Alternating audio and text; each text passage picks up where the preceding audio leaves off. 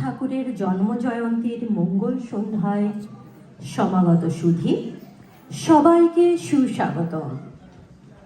প্রকৃতি new York Rabindrasangeet চর্চার এক অনন্য মঞ্চ, যা 2011 সালে যাত্রা শুরু করেছিল একদল সংস্কৃতি প্রেমী মানুষের হাত ধরে। নামটির মধ্যে নিহিত রয়েছে দর্শন, প্রকৃতি, অর্থাৎ যাকে ঘিরে রবীন্দ্রনাথের গান, কবিতা ও দর্শনের মূল ভিত্তি গড়ে উঠেছে, সেই প্রকৃতির অনুরণন, সেই আত্মার সুরধ্বনি আজ এই প্রবাসও আমরা নিয়মিত শুনতে পাই এই সংগঠনের মাধ্যমে।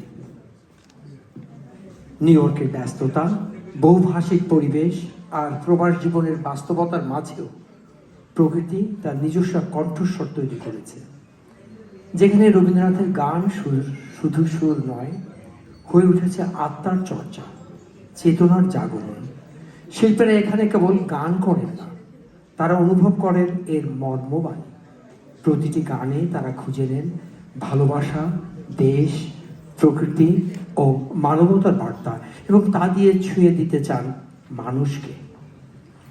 আমার সোনার বাংলা আমাদের জাতীয় সত্তার প্রতীক, যা প্রতিটি বাঙালির হৃদয়ে দেশপ্রেমের দীপ্ত আলো জ্বালিয়ে রাখে। 1971 সালে মুক্তিযুদ্ধের সময় এই গানটি মুক্তিপাগল সংগ্রামী বাঙালির মধ্যে দেশপ্রেম ও ঐক্য গঠনে বিশেষ গুরুত্বপূর্ণ ভূমিকা রাখে। রবি ঠাকুর একাধারে তিনটি দেশের অর্থাৎ বাংলাদেশ, ভারত এবং শ্রীলঙ্কার জাতীয় সঙ্গীত রচনার বিরল কৃতিত্বধারী। 2010 সালের 26শে মার্চ বাংলাদেশের স্বাধীনতা দিবসে প্রায় 3 লাখ মানুষ একসাথে জাতীয় সঙ্গীত গেয়ে বিশ্ব রেকর্ড করে। দেশবিরোধী সাম্প্রদায়িক চক্র জাতীয় সঙ্গীত, যা আমাদের স্বাধীনতার সংগ্রাম এবং অর্জনের প্রতীক, তার উপর পরিকল্পিত বিষাক্ত আঁচড় কাটছে আজ। প্রতিটি দেশপ্রেমিক সচেতন নাগরিকের কর্তব্য আজ এই সীমাহীন ঔদ্ধত্য এবং নীল নকশার বিরুদ্ধে স্বীয় অবস্থান থেকে রুখে দাঁড়ানো। দেশমাতৃকা, জাতীয় পতাকা, জাতীয় সঙ্গীত প্রতিটির সম্মান রক্ষা আমাদের প্রত্যেকের নৈতিক দায়িত্ব, এবং সচেতনতা ও সম্মিলিত প্রচেষ্টায় আমরা এর সম্মান অটুট রাখতে দৃঢ় প্রতিজ্ঞ। সুপ্রিয় সুধী, আজকের এই আয়োজনের শুরুতে আমরা গভীর শ্রদ্ধার সাথে স্মরণ করতে চাই বাংলার সংস্কৃতি, সঙ্গীত ও মানবিকতার মেলবন্ধনের অনন্য প্রতীক, রবীন্দ্রসঙ্গীতের উজ্জ্বল নক্ষত্র, জীবনের অমোঘ নিয়মে অনন্ত লোকে পাড়ি দেওয়া সঞ্জিতা খাতুনকে। তার শারীরিক অনুপস্থিতি অপরিণীয় শূন্যতা তৈরি করেছে নিঃসন্দেহে, কিন্তু বাঙালির চেতনায় সদা জাগরুক থাকবেন তিনি স্বীয় যোগ্যতায়। সম্মানিত সুধী, বরাবরের মতোই আজকের এই আয়োজন প্রকৃতির শুদ্ধ সঙ্গীত চর্চার একটি নিটল প্রকাশ। আপনারা শুনবেন সেসব সুর, সেগুলো শুধু রবীন্দ্রনাথের সৃষ্টি নয়, সেসব হয়ে উঠেছে এই আমাদের জীবনের অংশ। রবীন্দ্রনাথ ঠাকুরের প্রতি ভালোবাসার পরশ পেতে চলুন আমরা আজ নিমগ্ন হই প্রকৃতির পরিবেশনায়। প্রকৃতি নিউ ইয়র্ক এর আজকের নিবেদনে মঙ্গল প্রদীপ প্রজ্বলন করতে অনুরোধ করছি ডক্টর প্রদীপ রঞ্জন করকে। ডক্টর প্রদীপ রঞ্জন কর মঙ্গল প্রদীপ জ্বালিয়ে আজকের এই মঙ্গল সন্ধ্যার আনুষ্ঠানিকতা শুরু করবেন।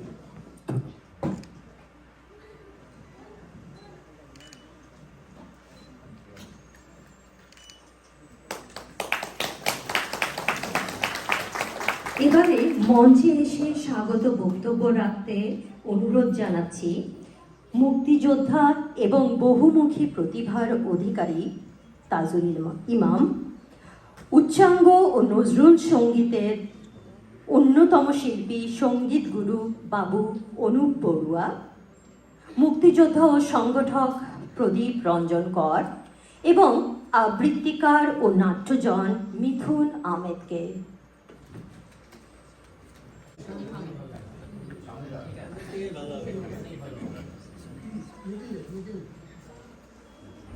প্রকৃতির যে একটি লোগো আছে, বহু বছর আগে এটি আমি ডিজাইন করেছিলাম। প্রকৃতির অনুষ্ঠানে আসতে পেরে আমি অত্যন্ত আনন্দিত। আপনাদের সবাইকে শুভেচ্ছা, প্রকৃতির আয়োজকদের আন্তরিক অভিনন্দন আজকের এই অনুষ্ঠানের জন্য। আমি অত্যন্ত সংক্ষেপে লিখে এনেছি আমার বক্তব্যটা, আমি সেটি পড়ে শোনাবো। রবীন্দ্রসঙ্গীত ও বাংলাদেশের অভ্যুদয়। কবিগুরু রবীন্দ্রনাথ ঠাকুর শুধুমাত্র বাংলা সাহিত্যে নয়, সমগ্র বাঙালি চেতনার এক অনন্য প্রতীক। তার গান, কবিতা ও চিন্তাধারা বাংলাদেশের জন্মলগ্নে একটি প্রাণ শক্তির মতো কাজ করেছে। বিশেষত রবীন্দ্রসঙ্গীত বাংলাদেশের জাতিসত্তা, স্বাধীনতা সংগ্রাম এবং সাংস্কৃতিক পুনর্জাগরণের সঙ্গে নিবিড়ভাবে জড়িত। ভাষা আন্দোলনের সময় রবীন্দ্র চেতনা আমাদের মধ্যে কাজ করেছে। 1947 সালে উপমহাদেশের দেশভাগের পর পাকিস্তানের শাসক গোষ্ঠী বাংলা ভাষাকে অবদমিত করার অপচেষ্টা চালায়। এই সময় রবীন্দ্রনাথের সাহিত্য ও সঙ্গীত ছিল বাঙালির আত্মপরিচয়ের গুরুত্বপূর্ণ অংশ। তার গান ছিল ভাষা আন্দোলনকারীদের অনুপ্রেরণা। আমার সোনার বাংলা, আমি তোমায় ভালোবাসি গানটি ভাষা আন্দোলনের আবহে নতুন অর্থ নিয়ে বাঙালির মনে জায়গা করে নেয়। এই গানেই জেগে ওঠে মাতৃভূমির প্রেম। জাতীয়তাবাদের সুরে রবীন্দ্রসঙ্গীত। রবীন্দ্রনাথের গানে যেমন ব্যক্তিগত প্রেম, প্রকৃতি, তেমনি তার গানেই রয়েছে জাতীয়তাবাদ, সংগ্রাম এবং আত্মত্যাগের প্রেরণা। যদি তোর ডাক শুনে কেউ না আসে, তবে একলা চলো রে। গানটি একক আত্মশক্তির সাহসকে তুলে ধরে। রবীন্দ্রনাথ গেয়েছেন, আপন হতে বাহির হয়ে বাইরে দাঁড়া, বুকের মধ্যে বিশ্ব লোকের পাবি সাড়া।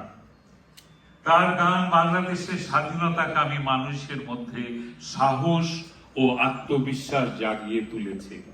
মুক্তিযুদ্ধে রবীন্দ্রনাথের গান।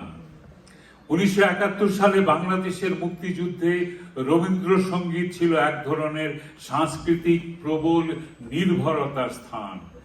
আমার সোনার বাংলা তখন স্বাধীনতা সংগ্রামীদের মুখে মুখে। এই গানটি কেবল দেশের প্রতি ভালোবাসার প্রকাশই নয়, বরং ছিল এক প্রতিজ্ঞা। এই ভূমিকে ভালোবেসে প্রাণ উৎসর্গ করার আরো একটি দিক নির্দেশনা। আরো গান ছিল স্বাধীনতা সংগ্রামের সময়, আমরা শুনেছি, ও আমার দেশের মাটি তোমার পরে ঠেকাই মাথা, এবার আর দেরি নয়, ধর্গ তোরা হাতে হাতে ধর্গ, বুক বেঁধে তুই দাঁড়া দেখি, অথবা যে তোমায় ছাড়ে ছাড়ুক, আমি তোমায় ছাড়ব না মা, সংকোচের বিহ্বলতা নিজেরে অপমান। এই গানগুলো ছিল আমাদের স্বাধীনতা যুদ্ধের প্রেরণা। আমরা এই গান গেয়েছি।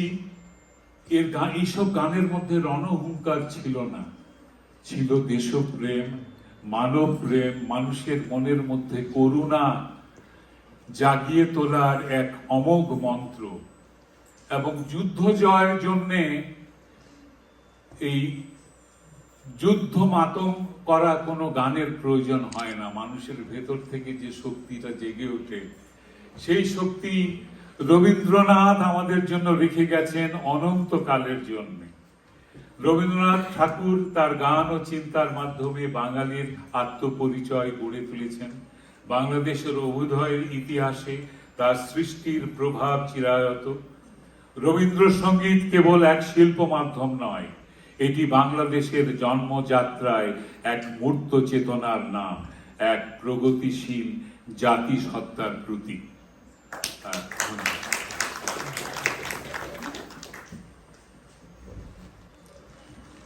সবাইকে শুভেচ্ছা। আমি বেশি কিছু বলতে পারবো না, কারণ আমি আসলে মানে বক্তব্য রাখার জন্য উপযুক্ত মানুষ নই, তবে গান করি। আর প্রকৃতিকে আমি যখন থেকে নিউ ইয়র্কে এসেছি, আমি প্রকৃতিকে তখন থেকেই জানি। তো আমাদের নিউ ইয়র্কে যত সংগঠন যারা শুদ্ধ সংস্কৃতিকে, আমাদের বাঙালি সংস্কৃতিকে, আমাদের এই মানে বিদেশের বাংলাদেশে যারা ছড়িয়ে দিচ্ছে তাদের মধ্যে অন্যতম সংগঠন, এবং সবসময় এই প্রশংসার দাবি রাখে ওনারা। তো আমার সবসময় ওনাদের জন্য শুভেচ্ছা আশীর্বাদ থাকবে। আর আজকে তো জানেন কবিগুরু রবীন্দ্রনাথ ঠাকুরের জন্মজয়ন্তী হচ্ছে। তো শুধু এটুকুই বলবো, ওনারা সত্যি পুরুষোত্তম, শ্রেষ্ঠ পুরুষ।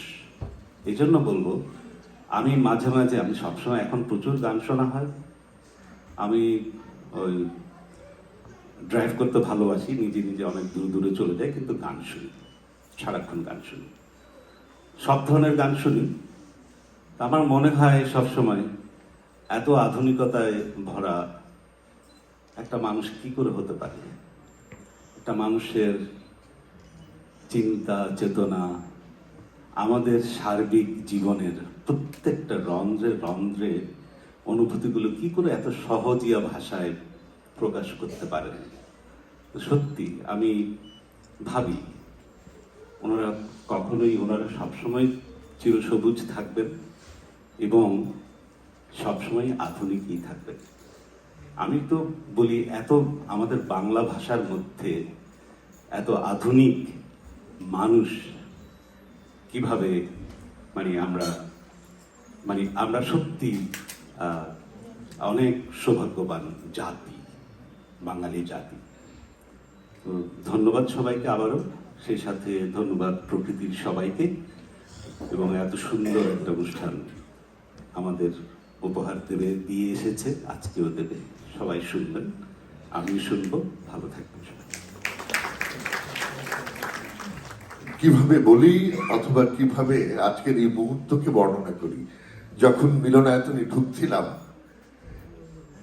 ঢোকার পরের অনুভূতিটা আমি পাশে বসে বসে বললাম যে তাহলে লিখি না হয়ে বলি। এবং এই প্রেক্ষাগৃহে মিলনায়তনে যারা বসে আছেন, যে চেনা মুখ, চেনা ভাষা, চেনা প্রাণের মানুষ, তাই রবীন্দ্রনাথকে কি বলবো, রবীন্দ্রনাথ একটু দাঁড়াও, অথবা আরেকবার এখানে এসে দাঁড়াও, তোমার আখির পানে দাঁড়াও হে রবীন্দ্রনাথ। যদি রবীন্দ্রনাথ আমাদের মাঝে কিভাবে থাকেন, কিভাবে বিরাজ করেন, সীমার মাঝে তো অসীম, তাই তো? ওই যে তারই গান, সীমার মাঝে অসীম তুমি, বাজাও আপন সুর। আর এই গানে যখন আমরা শুনি বারবার করে, এই কথাই তো আমাদের মনের ভিতরে বারবার বেজে ওঠে, সীমার মাঝে অসীম তুমি, বাজাও আপন সুর, আমার মাঝে তোমার প্রকাশ। তাই এত মধুর, এই মধুর ক্ষণ, মধুর মুহূর্ত আমরা যে অমলিন হতে দেই না। সেই 60-এর দশকের পর রবীন্দ্রনাথকে নিয়ে আমাদের এত ভাবতে হবে, এত বিপর্যয়ের মুখোমুখি আমরা দাঁড়াবো, আমরা কি ভেবেছিলাম কখনো? আর আমাদের যা কিছু দেখা হয় না, আমরা যা দেখতে পারিনি, আমাদের যা বোঝা হয়নি, যা বুঝতে চাই, আর যা কিছু জানবার ইচ্ছে করে, তখন আমরা কি করি? রবীন্দ্রনাথের কাছে তো আশ্রয় নেই। আমাদের রবীন্দ্রনাথ হচ্ছে আমাদের চাওয়া পাওয়া এবং নিজের সাথে নিজের বোঝাপড়া করে নেবার একটা সাক্ষী। আর যে কথাটা তাজুল ইমাম বললেন, বারবার করে আমরা এই সব জায়গা থেকে বলতে চাই যে আমাদের একটা বিশ্বাসের রাজনীতি আছে, আমাদের আছে আদর্শের রাজনীতি, আর সেই সাংস্কৃতিক রাজনীতিটা হচ্ছে সর্বজনীন মানবতার পক্ষের রাজনীতি। আর আমি মনে করি, আমি বিশ্বাস করি, আমি জানি প্রকৃতির যে শিল্পীরা, প্রকৃতির অন্যতম কর্ণধার জলি কর, আমি তার সাথে এবং আমার প্রোডাকশনে তার সাথে কাজের যে অভিজ্ঞতার মধ্য দিয়ে আমি গেছি, আমি জানি প্রকৃতির সকল শিল্পীরাই সে বিশ্বাসকে অন্তর থেকে ধারণ করে, রবীন্দ্রনাথ থেকে তারা উচ্চারণ করে, শুধু গান গাইবার ছলে নয়, আদর্শিক জায়গা থেকে। মুক্তিযুদ্ধ, ৭১ আর বাঙালি জাতিসত্তার যে স্তম্ভগুলো তারা বিশ্বাস করে বলেই রবীন্দ্রনাথের গান গায়। রবীন্দ্রনাথের সোনার বাংলা, আমি তোমায় ভালোবাসি, এই কথা নয়, এই জাতীয় সঙ্গীত, এই মুক্তিযুদ্ধ, ৭১কে বিশ্বাস করে বলে প্রকৃতির শিল্পীরা সঙ্গীতকে চর্চা করে। রবীন্দ্রনাথকে আমরা এভাবেই যদি আমরা বারবার ফিরে পেতে চাই, এবং বারবার শুধু প্রাসঙ্গিক হয়ে ওঠে না, এই মুহূর্তে আমি মনে করি রবীন্দ্রনাথ একটি জরুরি বিষয়, এবং রবীন্দ্রনাথ চর্চা ব্যতি রেখে আমাদের আর গত্যন্তর নেই। প্রকৃতিকে ধন্যবাদ, আজকের আয়োজনের অভ্যাগত কে আমার বিনয়ের সাথে আমি বলি, মুক্তিযুদ্ধ, ৭১, বাঙালি জাতীয়তাবাদ আমরা বুকে ধারণ করি বলেই এখানে আমরা একত্রিত হয়েছি।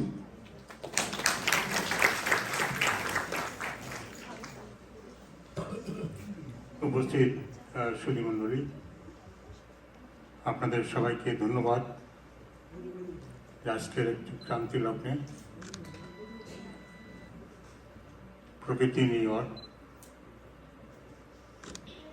রবি ঠাকুরের ১৪০তম জন্মজয়ন্তী পালন করছে।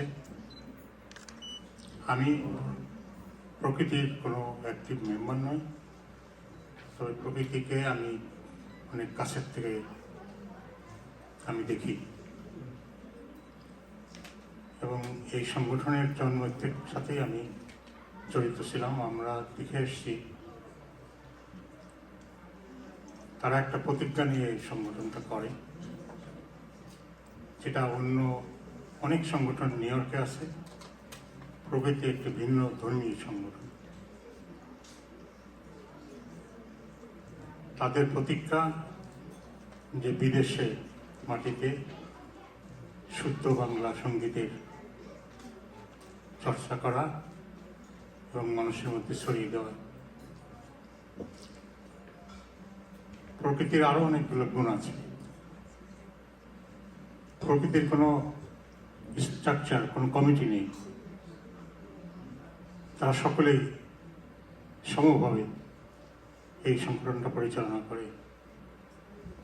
আরো একটি বিশেষ গুণ যে তারা যে এই সংগঠনের মধ্যে দিয়ে যে অনুষ্ঠান পরিচালনা করে, এই সবই কিন্তু তারা নিজস্ব ফান্ড দিয়ে করে।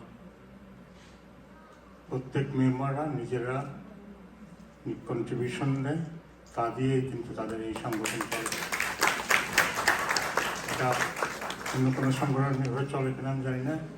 এবং তারা প্রত্যেকেই সংগঠক, প্রত্যেকেই শিল্পী, প্রত্যেকেই এই সংগঠনকে তারা ভালোবাসে বলেই আজকে এটা অনেক দিন যাবত এই নিউ ইয়র্কের মাটিতে এই শুদ্ধ সঙ্গীতের মধ্য দিয়ে তাদের অগ্রযাত্রা চলছে। আমি ব্যক্তিগতভাবে তাদের যাত্রা আরও শুভ হোক, সুন্দর হোক, সেই কামনা করি। সেই সাথে আজকে রবীন্দ্রনাথের জন্মদিনে তার প্রতি আমাদের শ্রদ্ধা, ভালোবাসা, এবং রবীন্দ্রনাথের জন্ম না হলে হয়তো আমাদের এই বাংলা সাহিত্যের এই সম্ভার আমরা পেতাম না।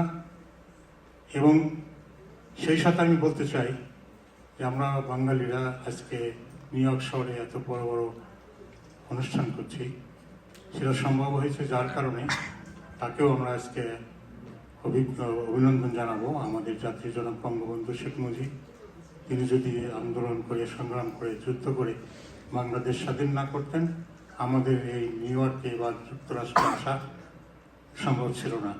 তার প্রতিও আমরা আজকে গভীর শ্রদ্ধা জানিয়ে আমি আমার বক্তব্য শেষ করছি। ধন্যবাদ। আমার সঙ্গে উচ্চারণ করুন, জয় হোক প্রকৃতি। ধন্যবাদ সবাই।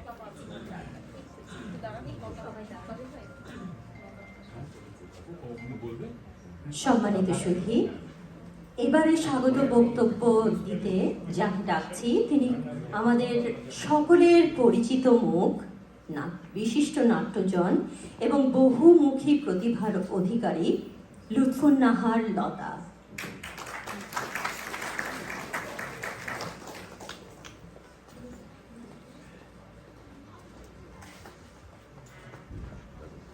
শুভ সন্ধ্যা। এ আমার পরম সৌভাগ্য আজ প্রকৃতির এই চমৎকার অনুষ্ঠান আয়োজিত হয়েছে এবং অতি শীঘ্রই সেটি শুরু হবে। আপনারা একটি সুন্দর সন্ধ্যা এখানে কাটাবেন, মনে হবে যেন আমরা সকলে মিলে একটি তরুণীর যাত্রী এবং আমরা এক উজ্জ্বল আলোর ভেতর দিয়ে আমাদের হৃদয়কে উন্মোচিত করতে পারব। রবীন্দ্রনাথ আমাদের আত্মায়, আমাদের শেকড়ে, আমাদের জাতি সত্তার সাথে মিশে রয়েছেন। তিনি বাঙালি, বাংলা ভাষায় তার কথা বলা, তার জীবন আচরণ, তিনি আমাদের খুব কাছের মানুষ, নিকটজন। তার সাথে আমাদের একটা আত্মিক লেনদেন, কমফোর্টেবল একটা জায়গা।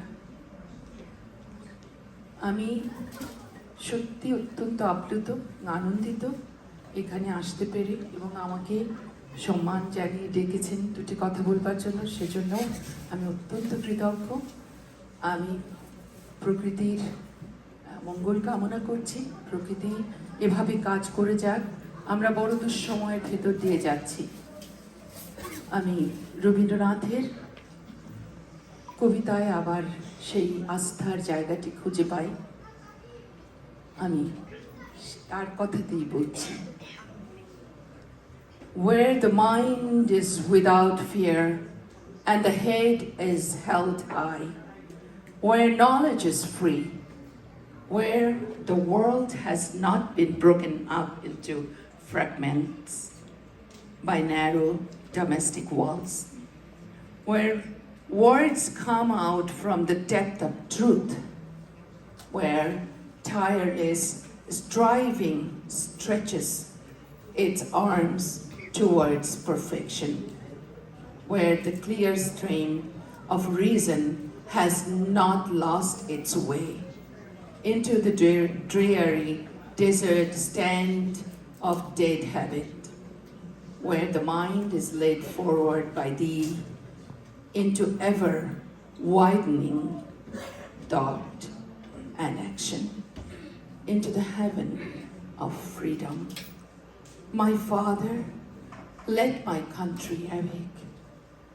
চিত্ত যেথা ভয় শূন্য, উচ্চ যেথা শির, জ্ঞান যেথা মুক্ত, যেথা গৃহের প্রাচীর, আপন প্রাঙ্গণ তলে দিবস সর্বরি, বসুধারে রাখে নাই খণ্ড ক্ষুদ্র করি, যেথা বাক্য হৃদয়ের উৎস মুখ হতে উচ্ছ্বসিয়া উঠে, যেথা নির্ধারিত স্রোতে দেশে দেশে দিশে দিশে কর্মধারা ধায় অজস্র সহস্রবিধ চরিতার্থ দায়, যেথা তুচ্ছ আচারের মরুবালুকা রাশি বিচারের স্রোতপথ ফেলে নাই গ্রাসী, পৌরসেরে করে নাই শতধা নিত্য যেথা তুমি সর্বকর্ম চিন্তা আনন্দের নেতা, নিজ হস্তে নির্দয় আঘাত করি পিতা।